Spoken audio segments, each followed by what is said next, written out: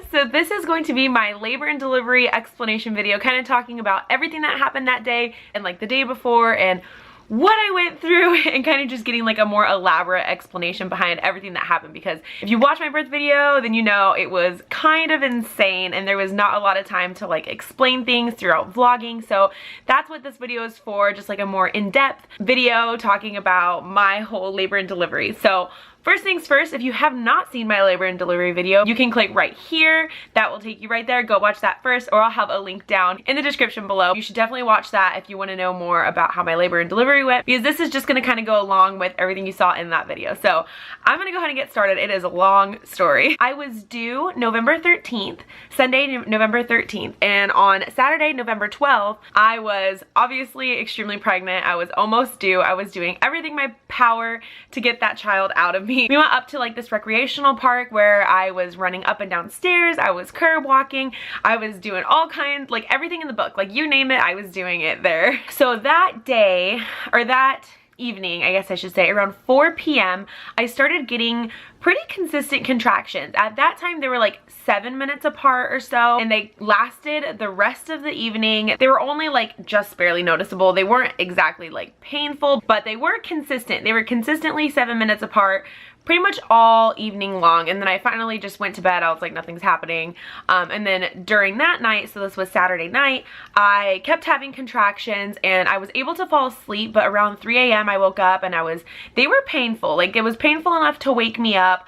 Obviously not painful enough to think like I'm gonna push this thing out right now, but it was something. It was something. It wasn't just Braxton Hicks contractions. I just tried to fall back asleep. I tried to get as much rest as I can, knowing that sometime in the next 2 weeks I was gonna have a baby. So I was just trying to be patient, you know? I went back to sleep and I woke up the next morning. Around 7 o'clock in the morning, I got up and just like did my regular morning routine, got the kids up, got the kids dressed. This was a Sunday, so we had planned to go out to eat breakfast with my best friend Chanel and my husband and all of our kids. Consistently, all morning long, my contractions were about 10 minutes apart. Again, it was nothing like crazy. They were just noticeable. Like, I could tell that I was having contractions. I was trying to keep myself busy, trying not to think about it too much, because once you start thinking, then you get excited and then your body slows down and stops your labor. At breakfast, they went from being 10 minutes apart to about 7 minutes apart pretty consistently, and they were starting to pick up too. It was starting to get to a point where I was like not super happy-go-lucky, but like kind of irritated, you know. It was kind of a loud environment. Obviously we're out at breakfast. I was just kind of irritable. After breakfast, we decided to go to the park and take the kids out. I wanted to get out of the house. I wanted to like keep moving and stay active and like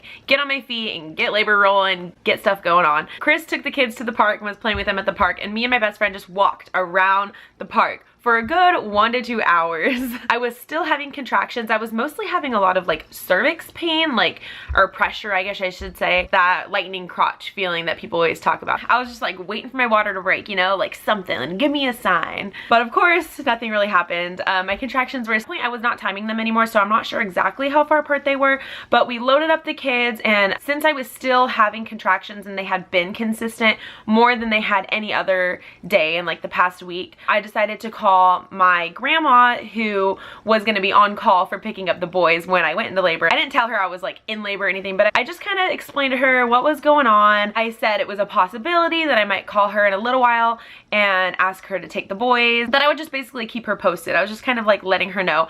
On top of that, I called my mom, which I call like every 10 minutes anyway, so it wasn't that big of a deal. But I told her what was going on. I told her that I was having a lot more contractions than I did like on any regular day, and so she decided to go ahead and put sub plans in, because she is a teacher. So she decided to get sub plans ready and get a sub for the following day, which was Monday, just in case anything had happened. So anyway, she decided that she was going to take the following day off in hopes that I was going to go into labor.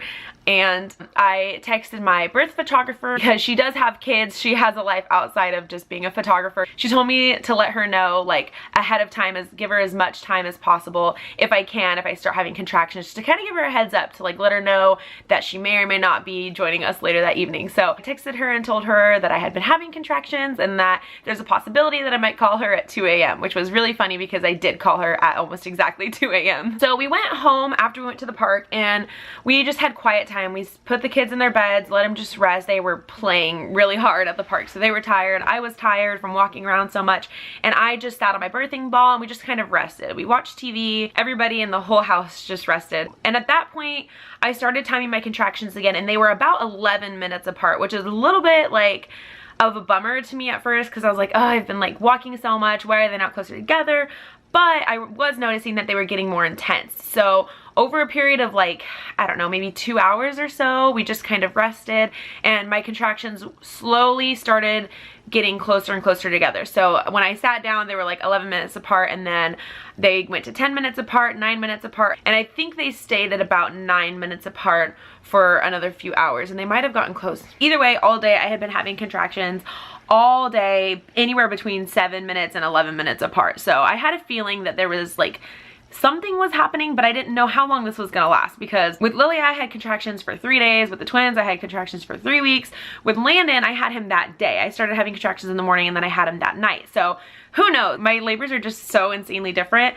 I didn't exactly know if I was gonna have a baby that night or if it would be a couple days, but I could tell something was happening. Like my body was getting ready. After we rested a little bit, I wanted to start like get going again. So I decided, let's go to the mall. It was getting dark outside, so we took all of the kids to my best friend Janelle's house where her mom was, and she watched all the kids for us and like let them play and let them like have fun, so they weren't stuck walking around the mall for another 2 hours. So me, Chris, and my best friend Janelle went to the mall, where you could see me in the video. I was like running up and down these stairs, and they had like escalators there, but one of the escalators was broken, so I just like used that to my advantage and kept running up and then going back down and then running up and going back down. And then we came across these people who were giving massages, and they're like those annoying pushy people that you always find in the mall, and they're like, I'm gonna give you a massage, and you're like, no, I really don't want a massage. But I was like, you know what, why not? I think I'm gonna get a massage. And I told him, here's the thing, I'm due today, I want this baby out, I don't care what you gotta do, push all those little pressure point push like places, do what you gotta do, try to get this baby out for me. So he was like, yeah. So it was more so like a joke, but I figured why not, like it's not gonna hurt at this point. So I sat down and I got like a 15 or 20 minute massage from those people, where he was trying to push all these like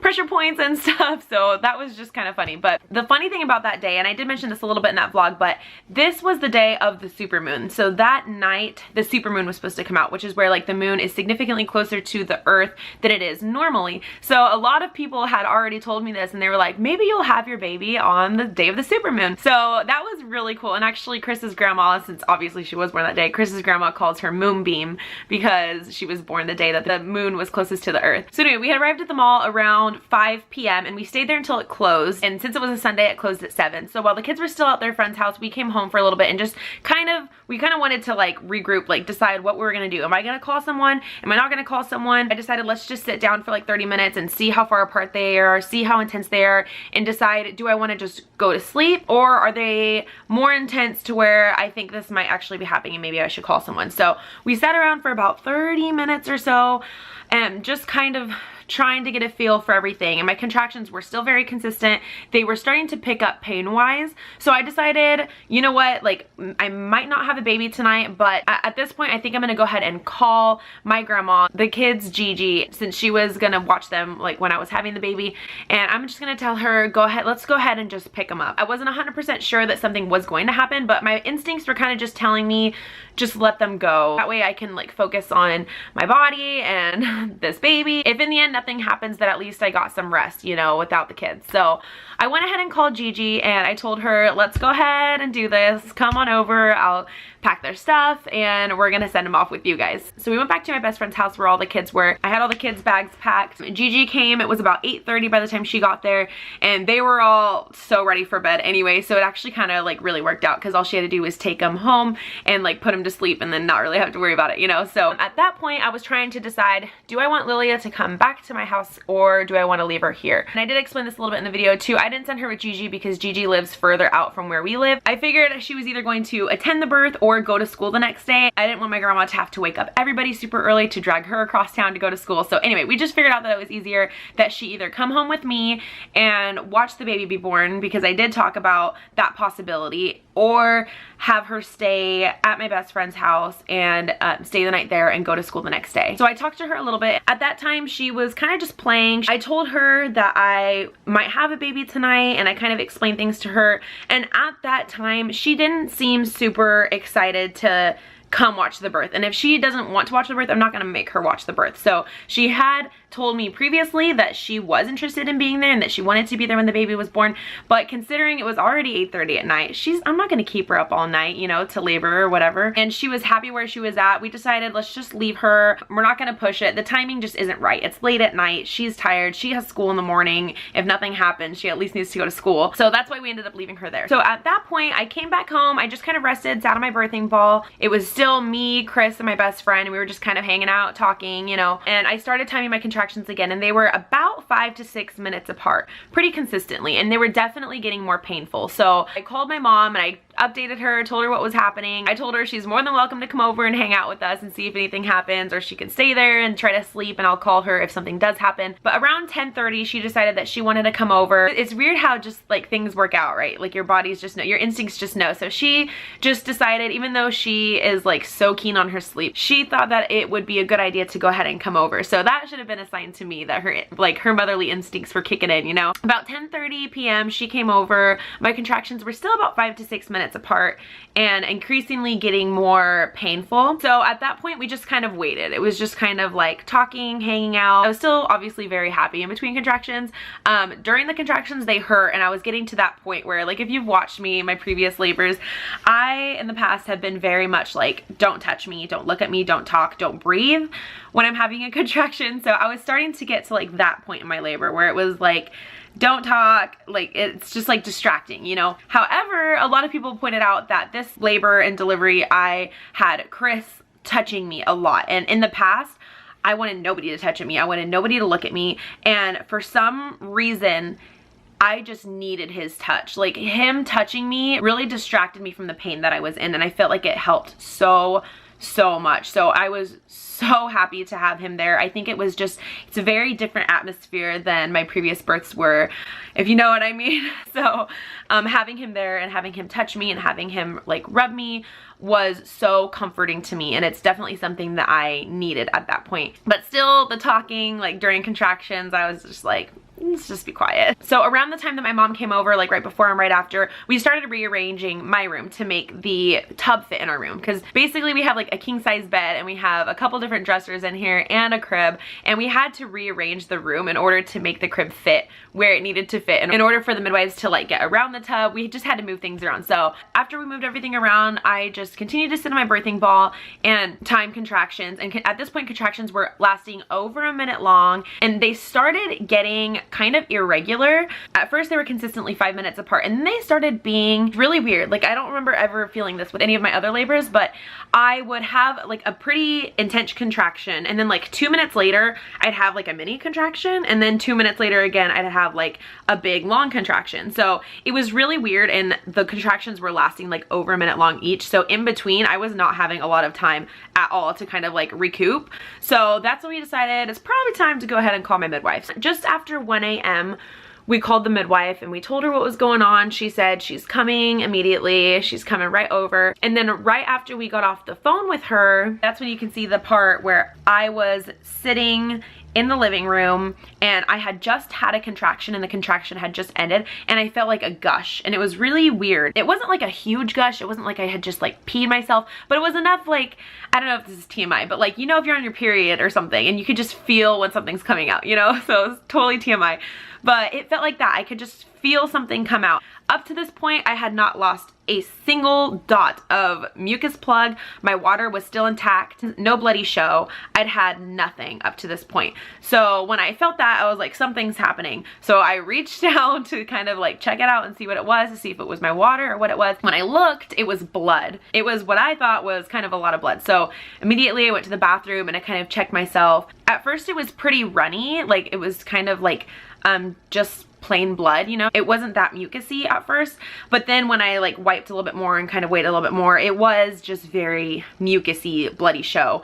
And it was a lot of mucusy, bloody show. And I had this with Landon too. I guess I just forgot how like much bloody mucus you can have, you know, but I just don't remember it being this like sudden before. So minutes later, the midwife arrived. We told her what happened, and I showed her. Obviously she was like monitoring like when I wiped how much was coming out, and she was like, I'm gonna go ahead and check you just to make sure. So she went ahead and decided to check me, which my midwife does not usually do. She doesn't usually check you during labor unless you request it or something's going on. So since I just randomly started bleeding, she decided to go ahead and check me, and I was at 4 centimeters dilated. I feel like when she checked me, that's when things like really started to pick up. I was 4 centimeters dilated. It was just after 1:30. Chris started to set up the birth tub. He blew it up and we started filling it. And that's when you can see in the video, she checks my blood pressure, she checks my pulse, she took my temperature, she kind of like made sure that everything was okay. And then she started monitoring the baby's heart rate. So it was like pretty much every contraction that they would check the baby's heart rate, either during or after they would check the baby's heart rate, every single contraction, even when I was in the water. I know a lot of people who are not very familiar with home births, they don't realize that the baby is still monitored constantly. It's just, you don't have to wear this annoying like wrap thing that goes around you to do it. They just do it manually. About 2 o'clock, I went ahead and hopped into the birth tub, and my contractions were definitely picking up. It seemed like everything just started happening like really fast. And so at 2 a.m. I finally got into the birth tub, and then that's when we just waited. It was like a lot of the day was spent waiting, and then like things started picking up really fast. And then it was a lot of waiting again. At this point, I was no longer timing contractions. I'm sure my midwife was, I wasn't. I don't know if any of my friends were, but I was not timing contractions anymore. And it almost seems like, compared to my last home birth, when I got into the pool this time, my labor actually started to slow down just a little bit. I feel like I had longer breaks in between contractions, but one thing is for sure, the second I got into that birthing tub, my contractions were so much less painful. I know that that's like a reason why people want to have water births, is because of that, but I don't remember it being so dramatic last time. Like I was in so much pain when I was outside of the tub, and when I had gotten inside of the tub, it was just like night and day, so much better. It was like immediate pain relief. I think I forgot to say this too, but at 1:30 when my midwife got there, she told me to go ahead and call my birth photographer, let her know that things were happening. So we called her and she started to head over, and then my main midwife also has 2 other midwives that were attending the birth as well. So everybody was contacted at that point to go ahead and head on over. This was the real deal. We're having a baby. So between 2 a.m. and then like when I had her, pretty much, it was just, like I said, a lot of waiting, and I got up a few different times to go pee, and I just noticed that every time I got up to go pee, my contractions hit me like head on. They were excruciating, almost unbearable when I got out of the tub, to the point where I would like walk 2 steps and have a contraction, and then walk 2 steps and have another contraction, and walk 2 steps and have another contraction. And then when I'd sit down on the toilet, I sat there for like 10-15 minutes before I got the courage to get back up and get back into the pool. And when I got back into that pool, man, did it feel good. I just gotta say, having a water birth is definitely something that everyone should look into. It was so amazing. It was such a difference from being outside of it and getting back in it. The pain relief was just very good. I remember just being really hot inside of the birth tub, because the birth tub does have to stay at a very specific temperature. They want it at 99 degrees, but there was a couple different times where it was warmer than 99 degrees because you had to like keep it balanced. You know, we had to add warm water and then it would cool down, and then add warm water again and then cool down. And I just remember being so hot and sweaty, and between Chris and my amazing midwives, they kept bringing me like cold cloths to kind of put around my neck to cool me off a little bit. But I was exhausted at this point. I was like super tired. I was super hot. I was in a lot of pain, and it seems like when I got to the point where I couldn't handle it any longer, that's when things like started happening. At about 4:30, that's when I think transition really hit. That's when things just like went from being like fine and dandy to very intense. I could physically feel the baby getting lower and lower going into my birth canal. It's like such a crazy, surreal experience to be able to actually feel your body do that. Between 4:30 and 5, it was still just lots of intense contractions. Then about 5 o'clock, that's when like the exhaustion really hit me. I remember I started dozing off in between contractions. I was like leaning on the birth tub like this, and then in between contractions, I would... Sorry, little lady woke up. Look how big she's getting. I weighed her last night or 2 nights ago, and she was already 9 pounds 10 ounces. You wanna say hi? She's like, no, put me back to sleep. Oh, feed me and put me back to sleep, huh? Anyway, so where was I? So around 5 a.m., I remember just being so exhausted that I started dozing off like in between contractions, and I was laying on the birth pool. I was laying on the pool like this, and in between contractions I would like start to kind of fall asleep a little bit. And at that point too, I remember I was grabbing Chris's hand or like his arm or something, and every time I would have a contraction, like this is like so stereotypical, like you know when the mom is in labor and she squeezes the dad's hand, I was squeezing the crap out of his hand, and I felt really bad. Like I feel like I could have like fractured his hand with how hard I was squeezing it, but it really helped me kind of take the focus like off of the pain that I was in and like focus on something else, just like squeezing the crap out of him. I felt really bad. So about 5:20 a.m. I started pushing. Everybody's different, and like every labor is different and every delivery is different, but for me in the past, like pushing has always been the, I don't want to say easy because it's not easy by any stretch of the imagination, but it's definitely like easier than the labor is. Like I would pick pushing over laboring any day. That's just my opinion. Oh, she just pooped on me. All right, we're gonna see how many outfit changes we're gonna do in one video. She literally just pooped all over everything. So we're back and we're gonna finish our story. Huh.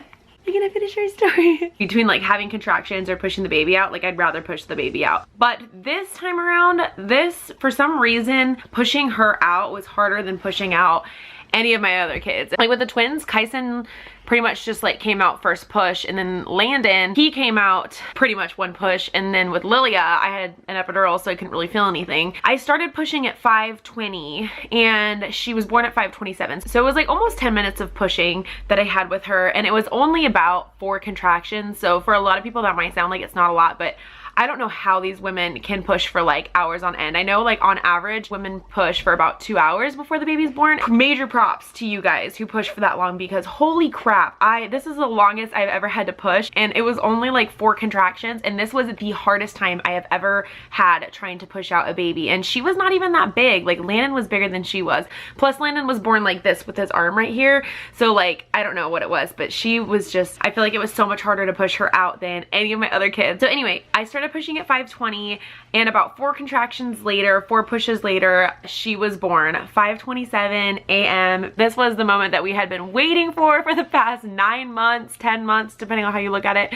It was just so amazing, so surreal, so relieving to finally have her out. What's funny is that she was born at 5:27 in the morning, and Chris really likes that because his birthday is May 27th, so 5:27. So he found that like so super cool. So when she was born, we had already pre-discussed like who was gonna say if it was a boy or a girl. We already pre-decided that we wanted Chris to be able to say if it was a boy or if it was a girl. So you can see that moment where when she was born, I brought her up, and it took us a minute to kind of, or a second, to like lift her up, and then her legs were closed a certain way, so we had like turn her a certain way to look. And then when we lifted her up, and I think we were both so shocked, like I looked and I realized that it was a girl, and then I showed Chris because we had already decided that he was gonna announce whether it was a boy or a girl, and he was like so shocked, like he couldn't even, he was just like speechless. That's when you hear me say in the video, I'm like, tell him, because he's just like so, I think, stunned that it's actually a girl, that it took him a second to kind of get it out. So at that moment you hear him say it's a girl, and then everybody screams and they're all happy. It was the absolute like perfect labor and delivery. Like it really couldn't have gone any better. It was so smooth, textbook, everything went great. And it wasn't until after that moment that she was born and everything was just absolutely perfect that things kind of turned for the worst. So this is where things for me kind of get a little like blurry, I guess. I was just so in love, so in awe. You get this like natural high after your baby's born, like you just can't believe that that actually happened. And frankly, I had just pushed a baby out of my vagina, so everything after this point was just kind of a blur. It was just kind of, I don't remember all the exact details of everything, so I'm gonna try to remember everything as they happened, and like based off of what was explained to me like during and afterwards, I'm gonna try to like put it all together, so hopefully it makes the most sense for you guys. And you have to realize that in my labor and delivery footage, in just the afterbirth alone, after she was born, there was like 30 minutes of non-stop footage that I went through and had to edit and put into something that lasted like 2 minutes long. So a lot of people were kind of making judgments about how things should have gone and how things did go. And I just have to say that this is just like a disclaimer before I explain everything that happened, but there was so much that went on in all that time. I just summed it up into like a tiny little fragment of, it was literally like a couple minutes that I put all this footage into, so you have to kind of keep that in mind. So anyway, she was born. Everything was perfect. Perfect delivery, perfect successful birth. She was perfect. I was fine up to that point and nothing had gone wrong. So after she was born, it had been about 5 minutes, maybe less. It's hard to really tell, when we started talking about the delivery of the placenta. So at first the midwife was like, how are you feeling? Do you feel like you need to push yet? I mean, I've had several children before this. I know what it feels like when you need to push a placenta out, and I kind of know like how things go. At first we just kind of waited. A lot of people don't know this. Even if they've had babies, some people don't realize this, but after a baby's born, you're not done. Your body still has contractions to get the placenta out. The placenta is an organ that grows in your body to keep the baby alive when they're inside of you. It gives them the nutrition that they need. It gives them everything that they need to survive inside of the womb.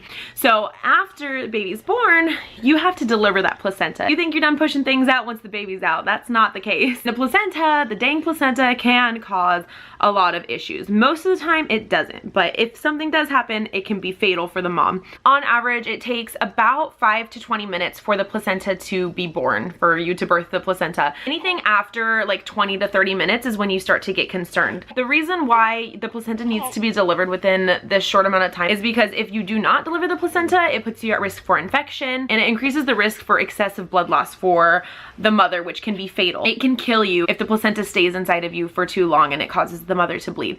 So this is kind of, sorry, little baby feetsies. The placenta is kind of a big deal. There's a lot of people who are like, who cares? It's just the placenta. The placenta is a very big deal. My midwives told me to stand up out of the pool and make my way over to the bed where we were gonna try to deliver the placenta, because at this point it still hadn't been delivered. It was only about 5 minutes after the baby's born at this point. We weren't concerned, but when I stood up, the midwives noticed that I was bleeding just a little bit more than normal. It wasn't anything like life-threatening. It was just something that was a little bit more than usual. And a lot of people also don't realize that midwives carry pretty much everything that they need. They have Pitocin, they have like different kinds of drugs that they need on hand for situations like mine that happen. So at that point, to my understanding, is when they administered the first dose of Pitocin into my right leg. That was to just control the bleeding. It's very common, just to kind of control the bleeding while we figured out what was kind of going on. So we're sitting and waiting. That's pretty much all you do. We're all oohing and awing over her. She starts nursing. She latches perfectly. So it was about 12 minutes after she was born. They started massaging like my uterus, my stomach area, and they started just doing like little things to kind of encourage the placenta to like get the heck out. That's when I could tell, like, even though I'm not an expert and I'm not a doctor, I'm not a midwife, I'm nothing like that. I've had a lot of children, and I could kind of tell that things were not going probably as they should have been. Like, I don't remember the placenta ever taking this long with my other babies to be born. So you can see them in the video and you hear them talk about it a little bit, but like I said, there's so much footage that just didn't make it into the video, or that you couldn't hear them saying. But they administered the second dose of Pitocin into my left leg. They were explaining this whole process to me as it was happening, but like I said, I was just in such a daze. I don't remember exactly what was said. I just remember them being very supportive, and they were like talking me through it and telling me it's okay. And I think like the fact that they were like telling me it's okay made me kind of think like, why am I not okay? Like, why, wait a minute, why are you guys telling me that? More time had passed. The midwives decided that it was best for me to stand up and try to deliver the placenta that way, kind of let gravity like take its course. When I stood up, I think you can hear in the video, actually, if you turn it up pretty loud, you can hear when I stand up, you just hear like water dripping, and that's blood coming out of me. So that's when they really started to get concerned. The bleeding was more or less under control, and it wasn't so much about bleeding as much as it was, we need to like get this placenta out, because if it doesn't come out, then that's when it becomes a problem. They definitely made me feel like I was okay, but at the same time, they wanted to know that this wasn't exactly normal either. So if after 30 minutes your placenta still has not delivered itself, they tend to call it a retained placenta. A retained placentas occur in about 3% of vaginal deliveries, so it's not very common, and it happens whether you're at a hospital, it happens whether you're at home. I think this might have freaked a lot of people out, like in terms like of the whole home birth aspect, but this had nothing to do with where I delivered. This would have happened if I was at the hospital, and this would have happened if I was at home. So I do just want to make that clear. This happens to people everywhere, and there's nothing you can really do to prevent it, and there's nothing that they could have done to see it coming either. It just happens sometimes, and it's unfortunate. There's different kinds of retained placentas. At this point, nobody knew what kind mine was. It could be something minor, it could be something like more major. Nobody knows at this point. Whether you're at a hospital or at home, nobody knows what's wrong with your placenta until they go in there and they figure it out. So you can hear this a little bit in the video, but like I said, a lot of this part was cut out. Basically, I stood up, the placenta still did not detach. At that point, they had realized that my placenta was not still attached to my uterus. It was partially detached from my uterus, which is actually worse than it being like still attached to your uterus, because your body is trying to bleed it out and get it out of your body, but something inside of your body, and it could be several different things, was making it not happen. And at the time, nobody knew exactly what that was. Nobody knew exactly why my placenta was not being delivered. Once I stood up and we realized that the placenta was not coming out, that's when you hear her say, "I've got to go in," or something along those lines. So I knew what she was saying at that point. There was 3 different midwives there. 2 of them were like tending to what I was needing medically, and one of them was by my ear the whole time, and you cannot see her, but she is the one who was like explaining everything to me, and she was there by my side. She was kind of like walking me through everything and telling me how I'm gonna be okay. That's the thing that a lot of people don't see, because obviously the only camera that captured any of these moments was the one that we had set up on the tripod. So you can only hear what's right around that camera, and you can't see anything else that's going on anywhere else. So when she said, "I've got to go in," I have a flashback to when I had the twins. I had been through this before, and it wasn't for the placenta, it was for the baby, it was for Kaden. So I knew exactly what she was saying. I had the other midwife kind of telling me what was gonna happen. I knew that there was nothing that I could do to like change the situation, that this had to be done, but I was scared, obviously, nonetheless. So I cut a lot of this part out because it was extremely painful, a lot of me screaming. I didn't want to traumatize anybody. The midwife had to perform what was called a manual extraction of the placenta in order to attempt to get the placenta out of me, because like I said, if it stays inside of you for too long, that's when it becomes an issue. And I cannot remember at what exact moment we called 911, but I feel like it was at this point that we had decided that we needed to call an ambulance, and we were most likely going to transfer. Okay, I had to give her back to Daddy. She was getting antsy. What was I saying? So basically the midwife had to go in for what's called a manual extraction, and this is something that they perform in the hospital and they perform at home. This is a routine procedure that's done when you have a retained placenta. It's just something that they have to do to try to get the placenta out. So what happened was, the first midwife went in elbow deep all the way up into my uterus to hopefully detach the rest of the placenta and to get out that way. When she went in the first time, she discovered that I had what is called a bicornate uterus, which is basically a weird shaped uterus. Most people's uterus is kind of like a pear shape. Some people have what's more of like a heart shaped uterus, and my uterus is shaped in a way such that I have a tiny portion of my uterus that is misshaped. So like, it's basically like a tiny bubble at the top of my uterus. So the rest of my uterus is pretty normal, and I have a small, almost like a bubble, like a tiny section of my uterus that is just kind of awkwardly shaped. When you get pregnant, your placenta can detach anywhere in the uterus. It's just completely random to where the placenta decides to attach to the uterus. And what happened with her is that when I got pregnant with her, her placenta happened to attach to the exact spot where that little bubble in my uterus was. So this is not something that can generally be seen on an ultrasound. This is not something that anybody can have any sort of knowledge about until it actually happens. This could have happened with any of my pregnancies. It is just by complete chance that my placenta happened to attach to this particular spot in my uterus that happened to cause this problem. When they went in, they had discovered that I had an adherent placenta that was trapped in this horn of my bicornate uterus. And that's like a lot of big words. This is like my understanding of it. So when they went in for manual extraction of this placenta, that's when they discovered that my placenta was actually detaching. It was doing exactly what it was supposed to be doing.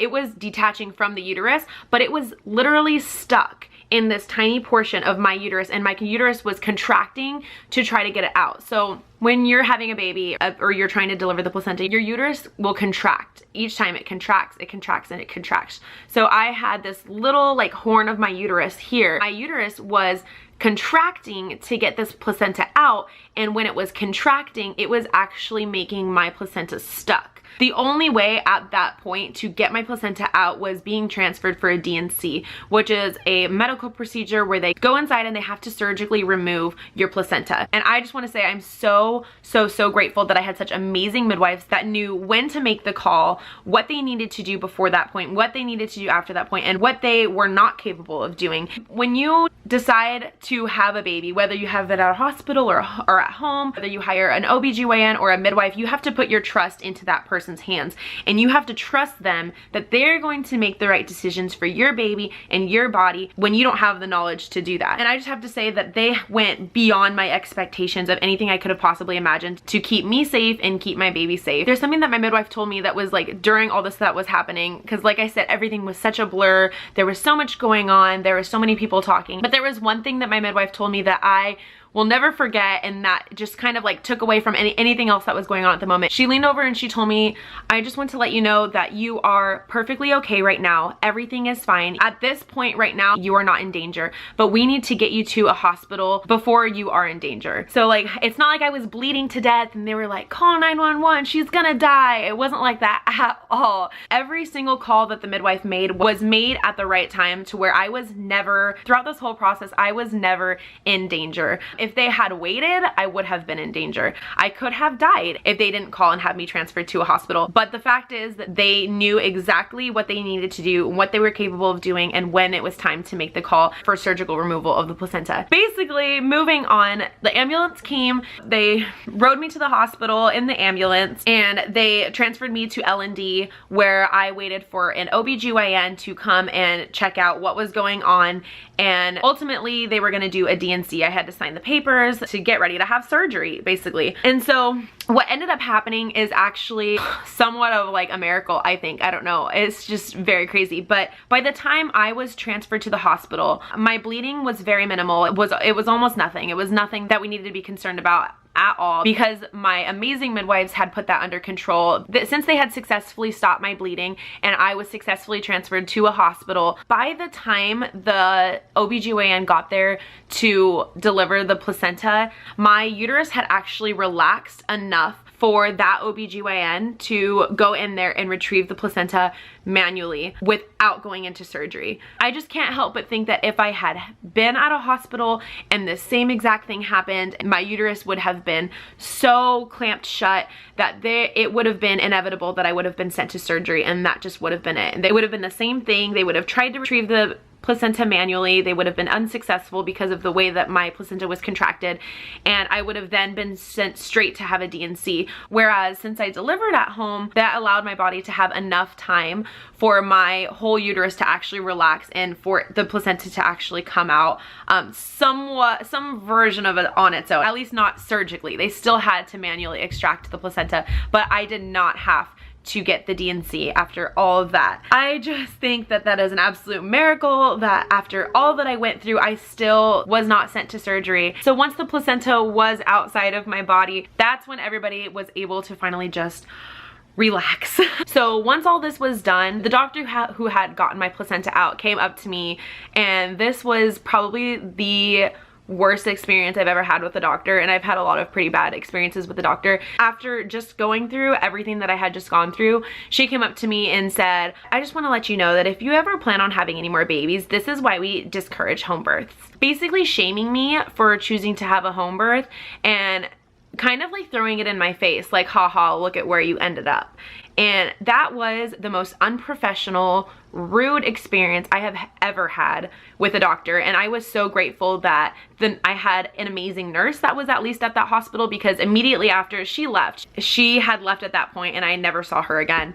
And the nurse who was in the room at the time came up to me and she said, I just want to let you know what that doctor said is absolutely not true. This happens all the time. You being at home had nothing to do with what went wrong. This happens at the hospital and we see it all the time. I was so grateful for that. Like, I already knew that what that doctor was saying wasn't true, but it was just really nice to kind of have someone at the hospital still kind of be on my side and not viewed as like a failed home birth, because frankly there was nothing about this birth that was failed at all. I had a perfect labor, perfect delivery, no complications whatsoever, and then whenever there was a complication after delivery, I had very professional, knowledgeable midwives to know when their expertise stopped and where medical intervention was necessary. And it wasn't only the doctor either. When they put me into the ambulance to have me transferred, it was again the most unprofessional environment I have ever been in my life. They didn't take anything that the midwives said seriously, and they were literally laughing at the midwives while I was sitting there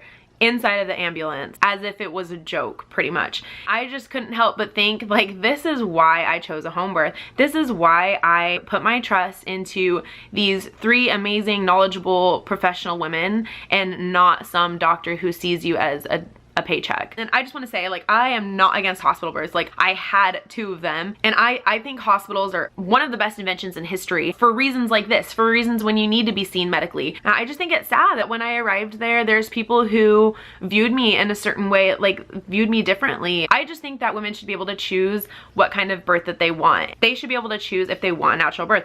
They should be able to choose if they want an epidural, and they should be able to choose if they want to go in and just be knocked out and have a C-section. There's nothing wrong with any of those ways to have a baby, and the fact that I was viewed so negatively when I arrived at this hospital was just so eye-opening, and it really caught me off guard. Like, I have never seen people that call themselves professionals act so unprofessional in my entire life. And there's like other little stories that were in between. I'm not just gonna sit here and like ramble on about my bad experience with them, because that's not what this is about. This is about the amazing birth that I had and the amazing people involved and throughout my whole entire birth experience. So moving on though, after that point, post-birth, I was at the hospital. Obviously, the placenta had successfully been retrieved. I chose to get antibiotics for obvious reasons because of how many like different arms were inside of me. I was able to leave the hospital that day. Thank God. I just had to stay for my last round of antibiotics, which was, I think it was like 11 p.m. or something, and I asked to leave immediately after. I didn't want to stay another night because since Adeline was not born at that hospital, she was not allowed to stay with me past visiting hours, which again, I think is just crazy. Telling a mother that their new baby cannot stay with them even for just 2 hours until I finish my antibiotics. So this whole labor and delivery was by far the craziest one that I've ever experienced, and I've had some pretty freaking crazy, I think, labor and deliveries. I feel like I've kind of done it all at this point, except a C-section, I guess. I hope that clears it up for you guys. I know I had so many questions about like how I felt about everything and what exactly went on, and even though I'm not able to cover every single detail, and I'm sure I'm leaving stuff out, I'm gonna be like, dang it, Jessica, I wish I would have said that. I hope that kind of clears it up a little bit more for exactly how everything went down. If anybody has any questions, I will definitely try to answer them in the comments below. So that is it for my labor and delivery story, guys. Sorry this is probably such a long video. I feel like I've been talking for hours. So I hope you guys enjoyed this video, and I will talk to you guys on Friday for our next video. Bye. And I am actually going right now to go take pictures of Lilia and all of her dad's side of the family. Aww. You're such a good mom. Aww.